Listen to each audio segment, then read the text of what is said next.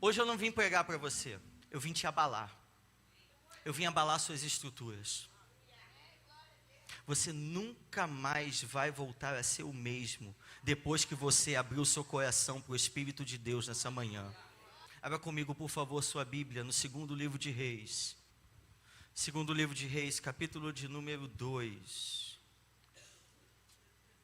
E eu quero dar honra a quem tem honra. Eu já preguei, já dei estudos algumas milhares de vezes ao longo dessa minha caminhada. E essa é a primeira vez que eu prego algo que não é meu, que Deus não me deu diretamente. Na verdade, eu ouvi essa pregação há 15 anos atrás na Igreja Presbiteriana Independente em Bangu. E a glória de Deus era tão grande que você tinha medo. Você não sabia se você seria fulminado ali ou não.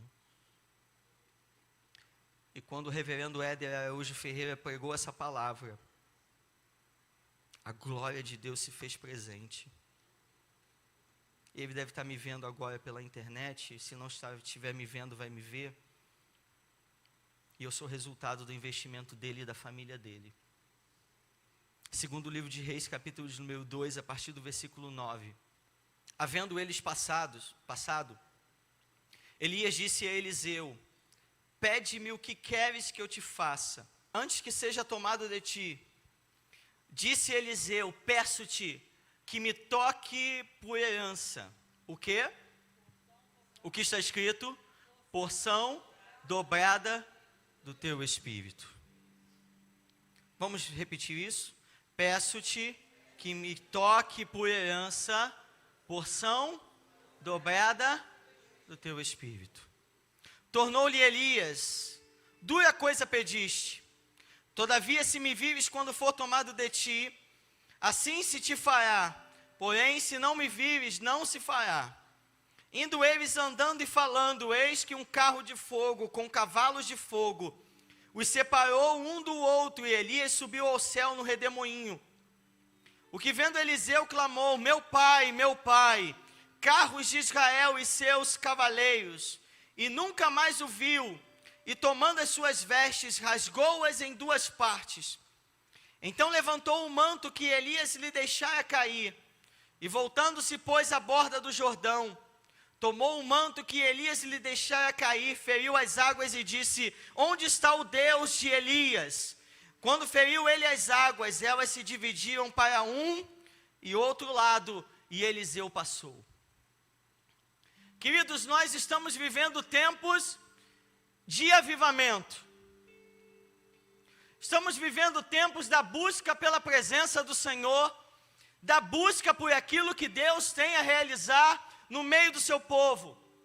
Nós estamos vendo todos os dias multidões se convertendo ao Senhor. E nós queremos dizer, como você sabe, que pela graça nós somos salvos por meio da fé. E isso não vem de vós, é dom de Deus, não vem de obras, para que ninguém se glorie. Paulo diz isso em Efésios, capítulo 2, versículos 8 e 9. A salvação é de graça, mas como dizem, e eu concordo, a unção tem um preço. A intimidade tem um preço. O fogo tem um preço. O problema é que, como a salvação é de graça, muitos entram. Mas como a intimidade tem um preço, poucos estão dispostos a pagar o preço para a intimidade. Poucos estão dispostos a pagar o preço para queimarem. Poucos estão dispostos a pagarem o preço para serem completamente apaixonados pelo Senhor. E o Espírito de Deus está te fazendo um convite nessa manhã. Você quer estar em níveis mais altos? Você quer pegar fogo? Você quer ser íntimo meu? Deus está te fazendo um convite. Escolha aquilo que você quer fazer. O tema da mensagem dessa manhã é o caminho para a porção dobrada. Nós precisamos entender isso e que isso fique muito claro. Há um caminho a ser trilhado para a porção dobrada.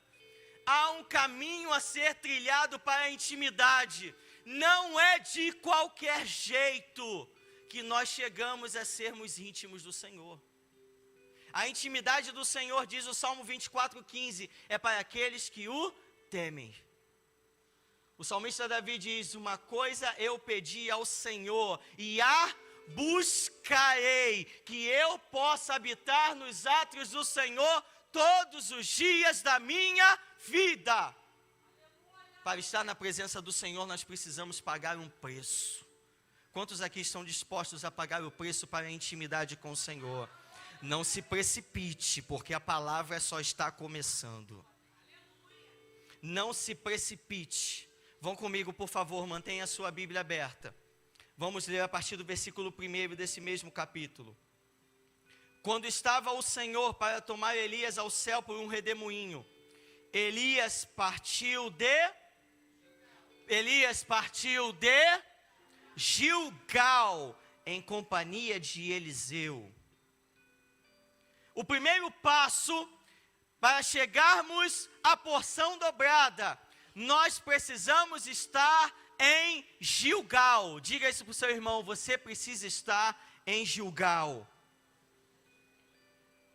Quando o povo de Israel saiu do Egito e passou 40 anos no deserto, depois que eles estavam para conquistar a terra prometida, toda uma geração não havia sido circuncidada pelo Senhor.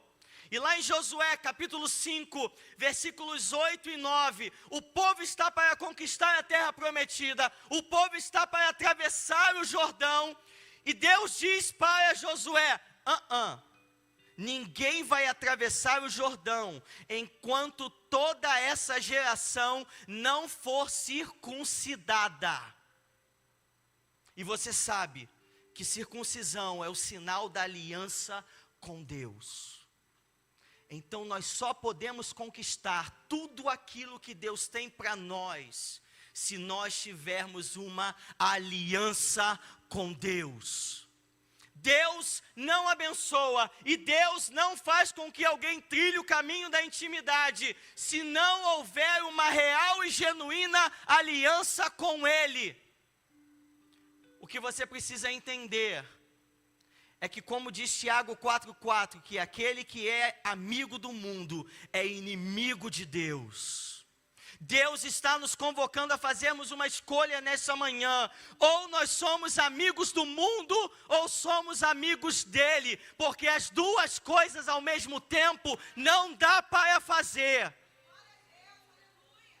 Ou nós temos uma aliança com Deus, ou temos uma aliança com o mundo.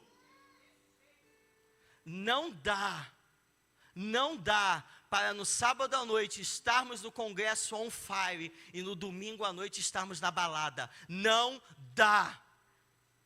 Não dá para estarmos no domingo de manhã na igreja e na segunda de manhã no trabalho não darmos testemunho de quem nós somos. Não dá. Você precisa ter uma intimidade com Deus e você precisa decidir hoje: eu quero ter uma aliança com Deus. E quando o povo é circuncidado, Deus diz no versículo 9 de Josué capítulo 5: hoje eu tiro de vós a vergonha do Egito. Tudo aquilo que ficou no Egito ficou para trás, porque hoje vocês têm uma aliança comigo. Tudo aquilo que do mundo ficou para trás, só ficará para trás se tivermos uma aliança real e genuína com Deus. Nós precisamos estar no lugar da aliança. Diga isso para o seu irmão: você precisa estar no lugar da aliança. Mas se você passar no livro de Josué algumas páginas, você vai ver Josué conquistando a terra prometida, conquistando Jericó, conquistando Ai. E aí, quando ele conquista essas cidades, havia um povo chamado os Gibeonitas. E esse povo usou de estratégia para se aliançar com Josué. E eles enganaram o povo de Israel, enganaram o líder que era Josué. E sabe onde eles fizeram aliança? Em Gilgal. No mesmo lugar que eles fizeram aliança com Deus, eles fizeram uma aliança que Deus não tinha autorizado. Com quem você tem se aliançado? Será que todas as suas alianças são da vontade de Deus? São feitas em Deus? O que é fazer uma aliança? Nós muitas vezes entendemos o conceito errado de aliança e achamos que a aliança é apenas um anel de ouro no nosso dedo. Não. A aliança é um pacto. É um compromisso. Talvez você diga, mas eu tenho muitos amigos. Eu tenho amigos no meu trabalho. Qual a diferença entre ter amizade e ter aliança? Depende com quem você tem mais compromisso, com Deus ou com seus amigos.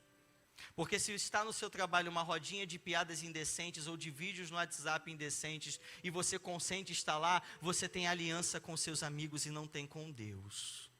Mas quando você diz, não, os meus olhos não podem ver isso porque eu tenho uma aliança de santidade com o meu Deus.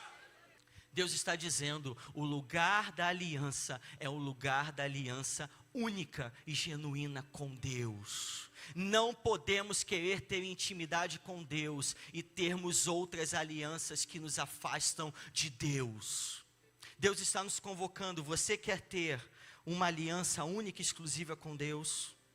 Deus está nos convocando nessa manhã. Deus está dizendo, tudo aquilo que não é meu, toda aliança que não é minha, deve ser jogada fora, deve ser tirada fora. Se você está disposto a trilhar o caminho da intimidade, você tem que tirar toda aliança que não é de Deus. Mas é meu amigo, mas é minha vizinha, mas é meu parente. Quem é mais importante para você? Quem é mais importante para você?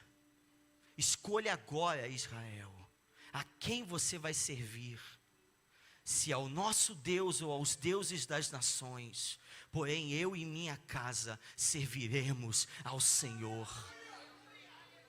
Escolha hoje, Israel, com quem você terá uma aliança, com Deus ou com o mundo. Porém eu e a minha casa escolhemos ter uma aliança com Deus.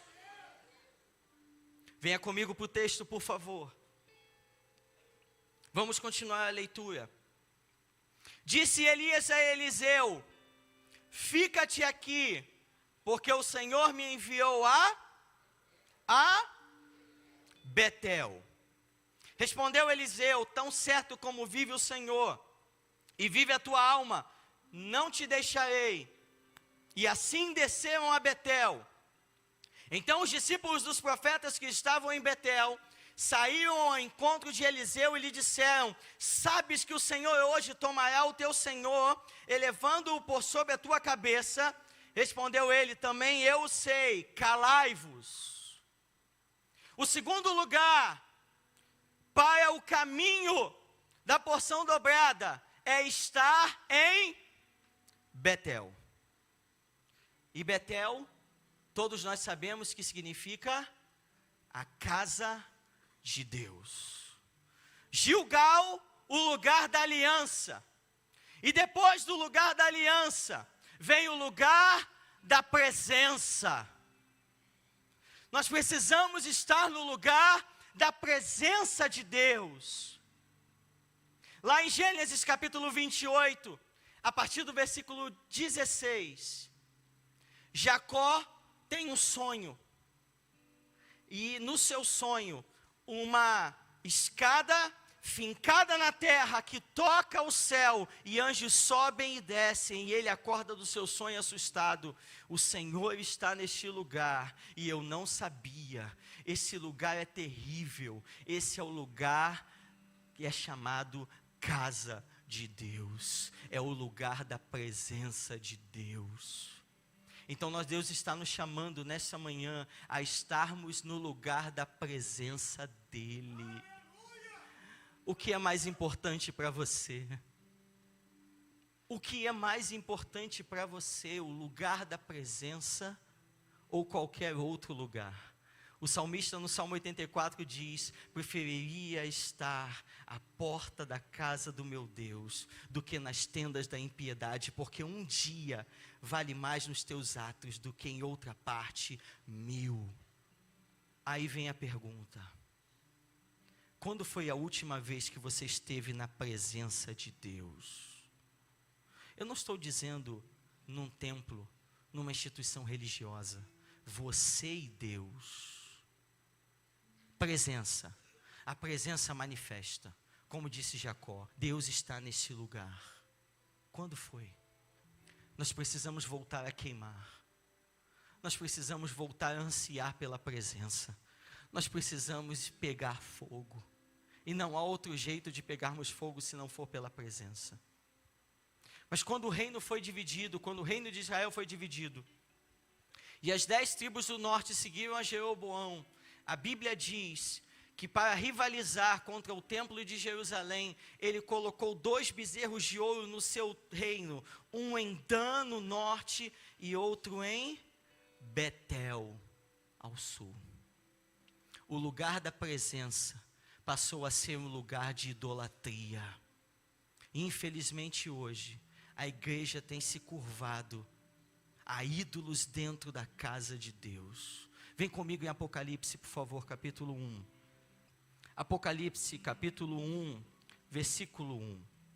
Revelação de Jesus Cristo, que Deus lhe deu para mostrar aos seus servos as coisas que em breve devem acontecer, e que ele, enviando por intermédio do seu anjo, notificou ao seu servo João. Você leu? Então vou lhe fazer umas perguntas. A revelação é de quem? A revelação é de quem? E ela foi dada para mostrar a quem? Aos seus servos e a João. Através de quem foi dada a revelação? Por intermédio do seu? O que está escrito aí? Por intermédio do seu? Do seu anjo. Então vamos de novo. A revelação foi de quem? Revelação foi de quem? Que ele deu a quem? Aos seus servos e a João. Foi dado através de quem? Através do? Vem comigo em Apocalipse 22, 8. Apocalipse 22, 8. Você está comigo? Amém? Eu, João, sou quem ouviu e viu essas coisas. Que coisas? Que coisas? A revelação. E quando as ouvi e vi, prostrei-me diante dos pés do anjo que me mostrou essas coisas para adorá-lo. Quando João recebe a revelação, ele se prostra diante de quem? Do anjo. Ele se prostra diante do porta-voz da revelação. E isso a igreja tem feito, tem se prostrado diante de porta-vozes da revelação e não diante do autor da revelação. A igreja tem se prostrado diante de homens que são porta-vozes da revelação e não diante do autor da revelação. Quer ver um exemplo? Pastor fulano de tal vai pregar. Glória a Deus, aleluia, bênção. E não é ele que vai pregar mais não, eu vou embora.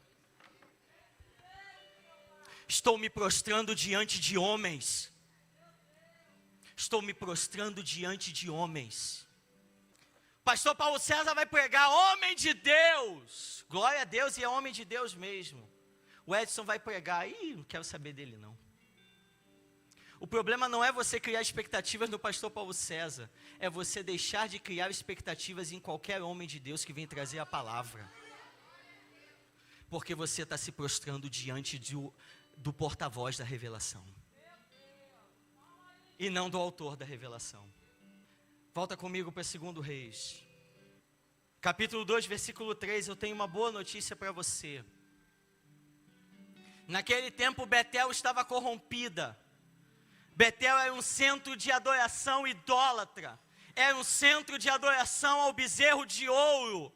Mas em Betel, no versículo 3 diz: então os discípulos dos profetas que estavam em Betel, havia discípulos dos profetas em Betel, havia gente que não se prostrava diante do bezerro de ouro em Betel, havia gente que não se prostrava diante daquele altar idólatra dentro da casa de Deus. Deus quer levantar nessa manhã um povo dentro de um povo. E eu quero ser esse povo que não se prostra diante de ninguém, só se prostra diante dEle. A Ele seja dada a honra, a glória e o louvor pelos séculos dos séculos. Deus quer te levantar nessa manhã como discípulo dos profetas.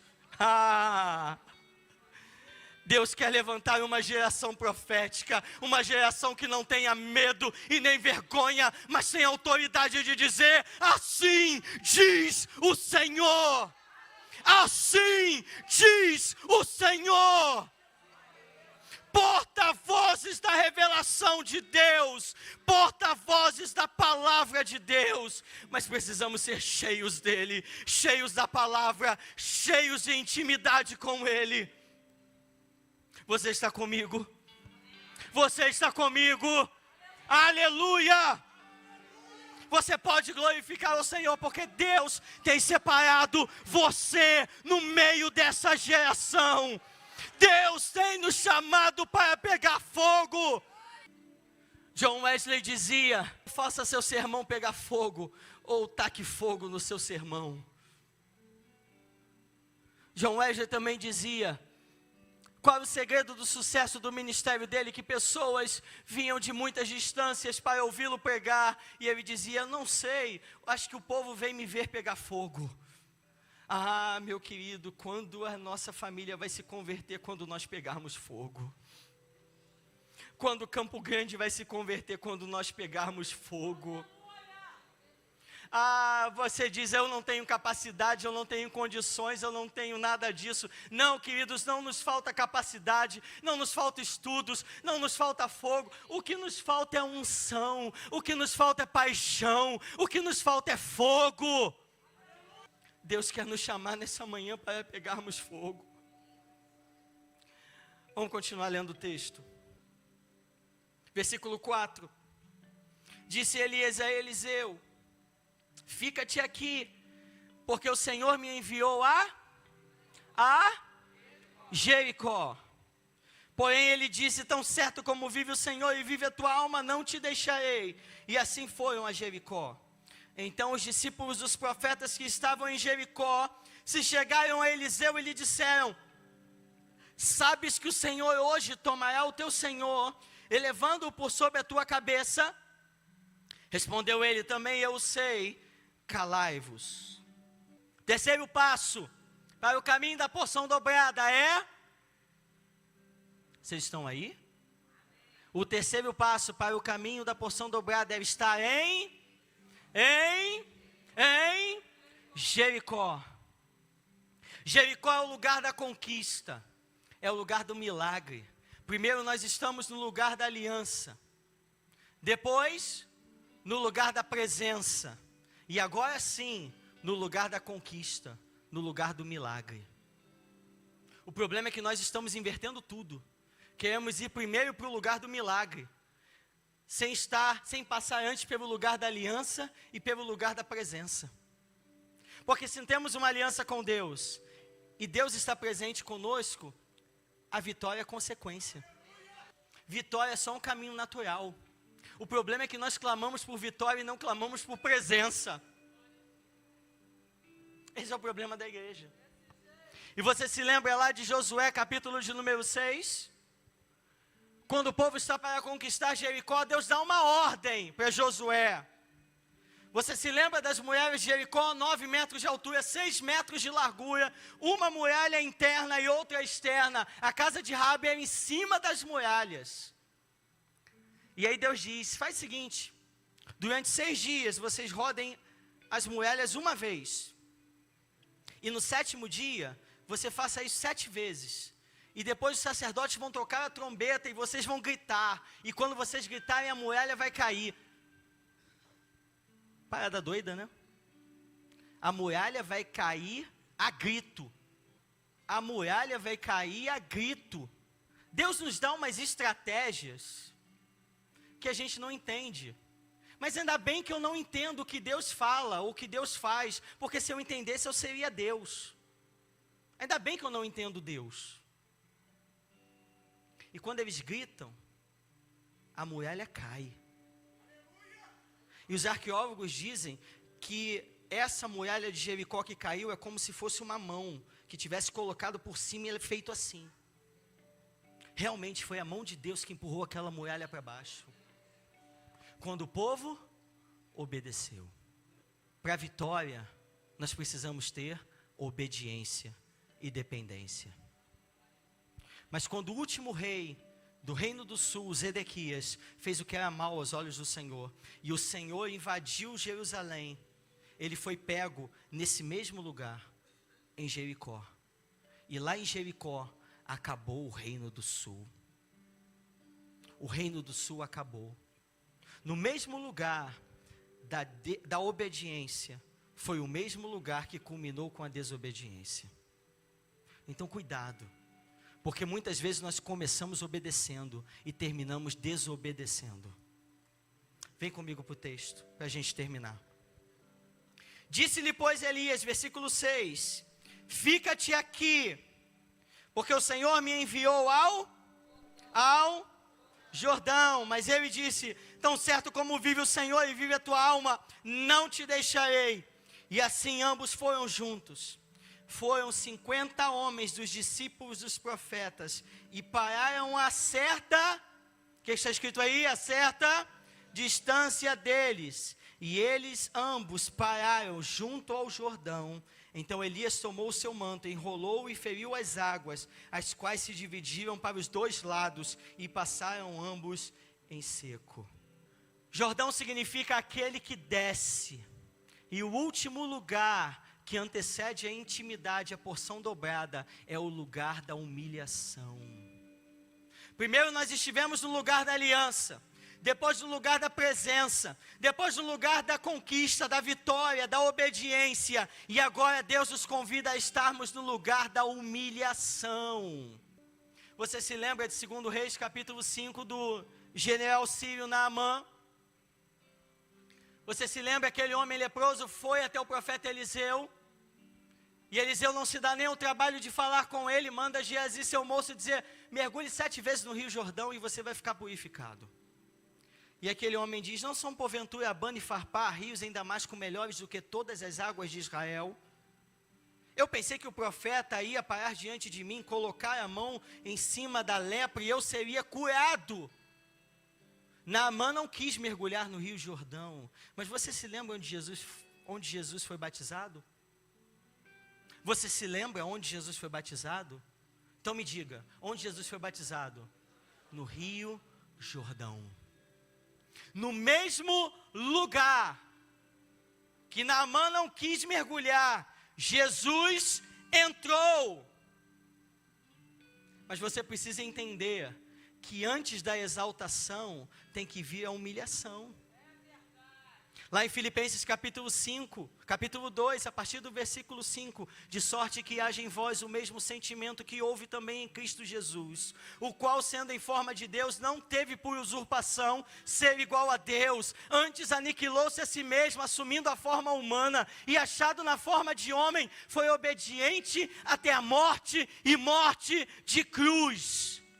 Deuteronômio 21, 23 diz, maldito aquele que é pendurado no madeiro, ele se fez maldição em nosso lugar. Mas o versículo 9 de Filipenses 2 diz, pelo que também Deus o exaltou soberanamente, e lhe deu um nome que está acima de todo nome, para que diante do nome de Jesus se dobre todo o joelho dos que estão nos céus, na terra e debaixo da terra, e toda a língua confesse que Jesus Cristo é o Senhor, para a glória de Deus Pai. Agora veja algo importante. Você vai ver que no versículo 3 havia discípulos dos profetas em Betel. No versículo 5 havia discípulos dos profetas em Jericó. E no Jordão havia discípulos dos profetas?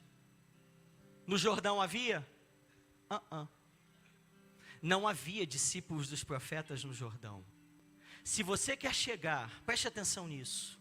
Se você quer chegar aonde ninguém foi, vá a níveis mais baixos que ninguém quer ir. Para elevar Eliseu a um nível de porção dobrada, Elias teve que levá-lo a um nível mais baixo e tão mais baixo que ninguém quis ir. Por que Eliseu recebeu a porção dobrada? Porque ele foi até níveis que ninguém queriam ir.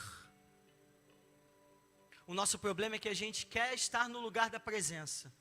Queremos estar no lugar da conquista, mas odiamos estar no lugar da humilhação. Odiamos estar no lugar que não somos reconhecidos.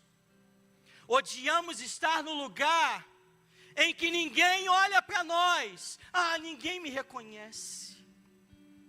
Eu trabalho tanto e ninguém me reconhece. Você faz para Deus ou para homem? Agora, veja que coisa interessante. O ministério de Elias começou no Jordão. Você vê isso lá em 1 de Reis, capítulo 17, versículo 3. O ministério de Eliseu começa no Jordão. O ministério de Elias termina no Jordão. O problema é que muitos ministérios começam no Jordão e terminam em outro lugar. O ministério de João Batista começou onde? Começou onde? No Jordão. Terminou onde? No Jordão. O ministério de Jesus começou onde? Começou onde o ministério de Jesus? No Jordão. E onde você acha que seu ministério tem que começar?